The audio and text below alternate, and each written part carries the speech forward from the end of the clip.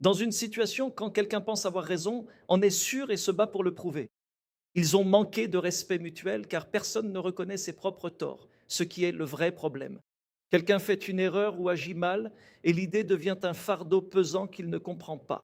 Il est proche de lui-même, il voit tout comme s'il avait raison. Il voit tout en pensant qu'il a raison. Une personne est proche d'elle-même, pensant qu'elle a raison et alors elle croit qu'elle a raison.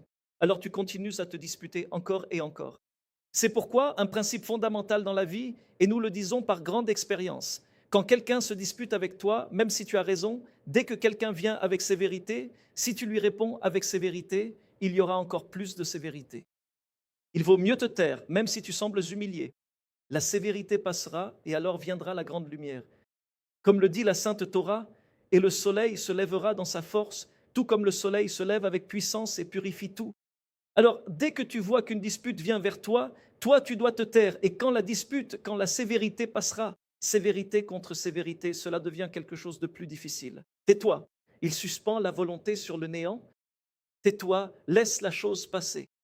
Et dès que la chose passe, tu vois que le Saint béni soit-il, une personne qui n'a rien fait et une personne qui est vraiment bonne et marche dans la voie de Dieu, et soudain elle a un malheur ou un problème, alors soit c'est un décret, une réparation d'une vie antérieure, soit c'est une faute que tu as commise.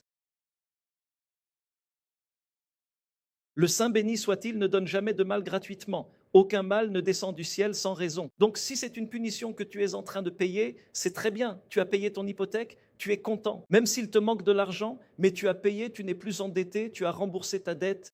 Et si c'est quelque chose que tu es en train de réparer pour l'avenir, c'est très bien. Bientôt, tu recevras du bien. Mais si tu gâches cela, combien de personnes perdent leur vie?